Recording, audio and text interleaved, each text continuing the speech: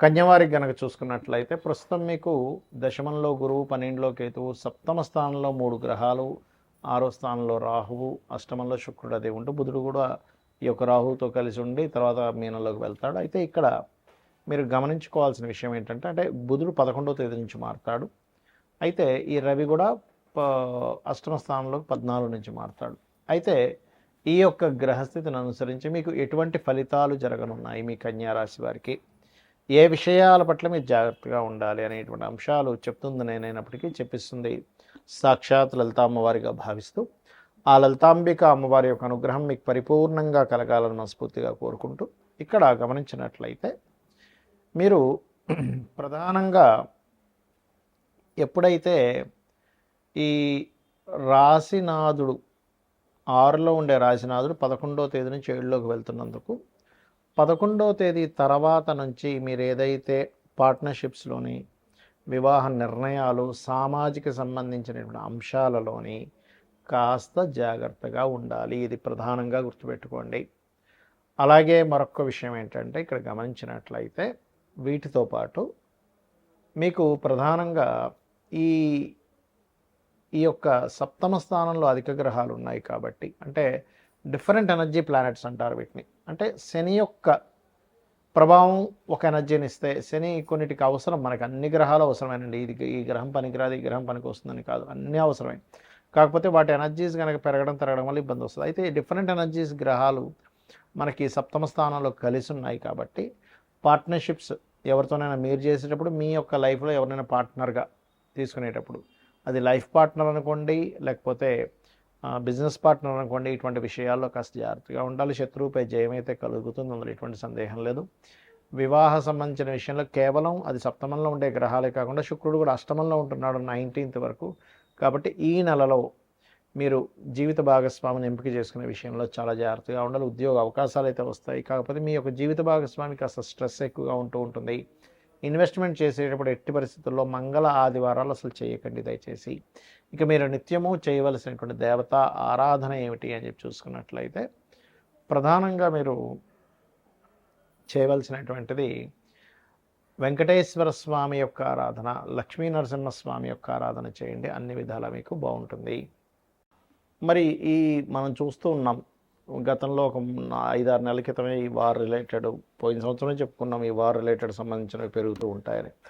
చాలామంది అడుగుతుంది ఏంటంటే ఈ వార్ రిలేటెడ్ సంబంధించిన వాటి మూలంగా ఫ్యూచర్లో ఇంకా ఎలా అవ్వనుంది అని చాలామంది నాకు ఫోన్ చేసి అడుగుతూ ఉన్నారు. ఎందుకంటే గతంలో మనం ప్రిడిక్ట్ చేశాం కాబట్టి దాని గురించి చాలామంది అడగడం జరుగుతుంది. ఏమంటే ఈ వారు 10-15 రోజులు ఆగిపోతుందా, లేకపోతే నెలల తరబడి వెళ్తుందా అనేటువంటిది. కాకపోతే ఇక్కడ విషయం ఏంటంటే ఇది ఇంత తొందరగా ఆగదు. కారణం ఏమిటి, దీనికి శాస్త్రంలో ఏమైనా పర్టికులర్గా కొన్ని ఉన్నాయా అంటే ఖచ్చితంగా సూత్రాలు ఉన్నాయి శాస్త్రంలో. మనం గతంలో కూడా చెప్పుకున్నాం, గురువు 3 రాసులు మారాడు పోయిన సంవత్సరం కూడా, ఈ సంవత్సరం కూడా మారుతున్నాడు అని. ఏ రాసులు మారాడు పోయిన సంవత్సరం అంటే వృషభంలోని, మిథునంలోని, కర్కాటకంలోకి మారాడు.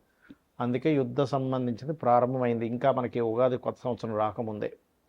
అదేవిధంగా అప్పుడు మనం చెప్పుకున్నాం గోల్డ్ రేటు, ముఖ్యంగా సిల్వర్ రేట్ విపరీతంగా పెరుగుతుందని. అదే రకంగా మనకి వీడియోలు కూడా ఉన్నాయి.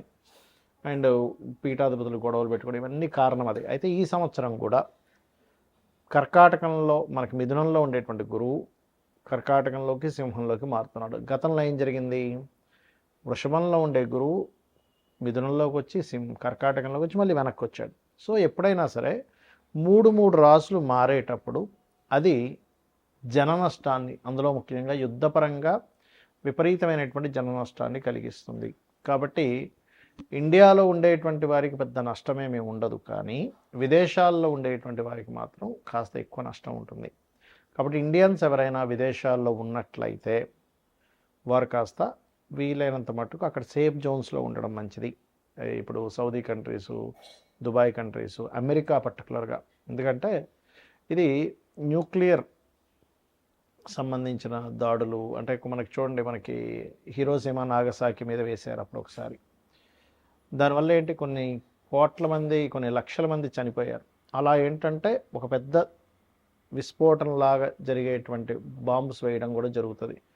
ఒక దేశం అయితే కంప్లీట్గా 1-2 దేశాలు కంప్లీట్గా రూపాలు లేకుండా పోయేటువంటి స్థితి ఉంది ఇప్పుడు ఉండేటువంటి గ్రహస్థితి. ఇవన్నీ మనం ఎందుకు చెప్పుకుంటున్నామంటే ముందు సామాన్య మానవుడికి ఏమీ జరగకూడదు. ఇలా జరగకుండా ఉండాలంటే మనల్ని రక్షించేది, నడిపించేది, మనల్ని తల్లిలా చూసుకునేటువంటిది అమ్మవారు. కాబట్టి రకరకాల దేశాల్లో ఉంటారు. చూడండి, మనం ఒక్కోసారి వింటూ ఉంటాం, ఏమంటే పెద్ద ఫ్లైట్ పడిపోయింది కానీ ఒక చిన్న పిల్లవాడు కాపాడబడ్డాడు అంటాం. ఒక్కోసారి చాలా పెద్ద షిప్ మునిగిపోయిందండి కానీ కొంతమంది ఎందుకు బయటపడ్డారంటే, ఎలా బయటపడ్డారంటే అదే మిరాకిల్. మొన్న ఫ్లైట్ కూడా పడిపోతే చూడండి, ఒక అతను ఫ్రెష్గా స్నానం చేసుకుని వచ్చాడు, నడుచుకుంటూ వచ్చేసాడు. అదేంటంటే అంత పెద్ద పేలిపోయింది, మంటలు వచ్చాయంటే అదే లక్. ఇది ఒక్కొక్కసారి మనకు పుణ్యము వల్ల వస్తుంది. అంటే మనకు పూర్వజన్మలో ఎక్కడో పుణ్యం ఉంటే ఆ పుణ్యం మనల్ని అలా కాపాడుతుంది. మరి ఇప్పుడు ఉండేటువంటి దీంట్లో మీరు ఏం చేయాలంటే రోజు చండీ వినండి, లేదా దుర్గా కవచం చదువుకోండి.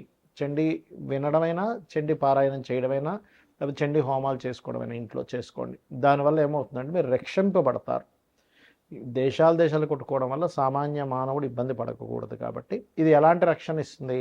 ఇప్పుడు మనకు చూడండి, కేవలం అదేదో బాంబు వచ్చి మన మీద పడేటువంటిది మాత్రమే కాకుండా ఇప్పుడు ఉండేటువంటి సిచ్యువేషన్స్లో మనం గతంలో 1 మంత్ బ్యాక్ ఆల్రెడీ చెప్పుకున్నాం, కొంచెం ఫుడ్ రిలేటెడ్ సంబంధించిన విషయం మీద ఎఫెక్ట్ వస్తుంది ఇది ముందు అని.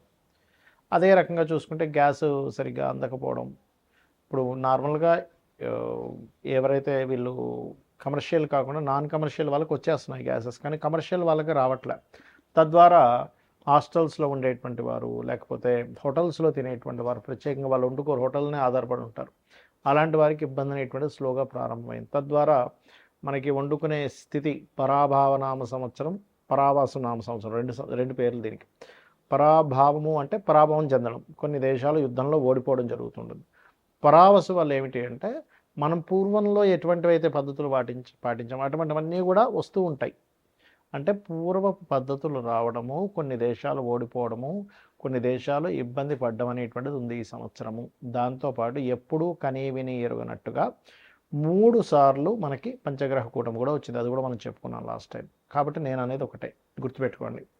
ఇక్కడ మీరు ఎందుకంటే దేశాలు మిసైల్స్ వేసుకుని ఏమైనా సామాన్య మానవుడికి ఇబ్బంది కలగకుండా ఉండాలి. కాబట్టి నవగ్రహాలలో కుజుడు, రాహువు, శని, గురువు, ఈ 4 గ్రహాల దగ్గర దీపారాధన చేయండి. మీకు దగ్గరలో గోశాల ఏదైనా ఉంటే గోవులో సకల దేవతలు ఉంటారంటారు. కాబట్టి ఆ సకల దేవతల యొక్క ప్రభావం నీకు పాజిటివ్గా వాళ్ళ యొక్క అనుగ్రహం కావాలి. కాబట్టి గోవులకి బెల్లము, అరటికాయలు, క్యారెట్స్, గ్రాసము, వీలైతే ఇవి తినిపించండి సరిపోతుంది. గ్రాసం కూడా తినిపించవచ్చు, రైట్. గోధుమ రవ్వ కూడా తినిపించవచ్చు. ఇవి చేయండి. ఇక్కడ మరొక విషయం ఏంటంటే మనం రాశి ఫలాలు చెప్పుకుంటున్నాం కదా, దీనికంటే ప్రధానంగా మీ పర్సనల్ చార్ట్ చూసుకోవాలి. అంటే మీ పర్సనల్ చార్ట్లో లగ్నం ఎలా ఉంది, లగ్నం వల్ల మీరు ఎంత ఎదగలేకపోతున్నారు, ఎందుకు ఇబ్బంది పడుతున్నారో తెలుస్తుంది. ధనస్థానాన్ని చూసుకుంటే మీ పర్సనల్ చార్ట్లో మీకు ధనము ఏ దేవతను ఆరాధించడం ద్వారా ధనం వస్తుంది, ఏ మార్గంలో వెళ్ళడం ద్వారా మీరు ఫైనాన్షియల్గా బాగా గ్రో అవుతారు, ఎప్పుడు ఎవరికి ధనం ఇవ్వచ్చు, ధనం విషయంలో ఎప్పుడు డైరింగ్ చేయొచ్చు, ఎప్పుడు జాగ్రత్తగా ఉంచుకోవాలి, ఎప్పుడు కొరత వస్తుంది అనే విషయం క్లారిటీ వస్తుంది. అదేవిధంగా అన్నదమ్ముల విషయం కావచ్చు, చదువు విషయం కావచ్చు, సంతానం విషయం కావచ్చు, వివాహం ఎప్పుడు చేసుకోవాలి, ఎప్పుడు చేసుకోకూడదు అనేటువంటిది, కెరియర్ పరంగా ఎటువంటి కెరియర్లో మీరు సెట్ అవుతారు, వ్యాపారాలు మీకు కలిసి వస్తాయా లేదా, విదేశాలకు వెళ్ళాలా, ఇక్కడే ఉండాలి, ఇలాంటి అనేకమైనటువంటి అంశాలు మీ పర్సనల్ చార్ట్లో ఉంటాయి. సరే, మీ పర్సనల్ చార్ట్ తెలియదు, అలాంటప్పుడు నిత్యము లలితా సహస్రనామాల యొక్క శ్రవణము, పఠనము చేయండి. ఖచ్చితంగా మీకు బాగుంటుంది. శ్రీమాత్రే నమః.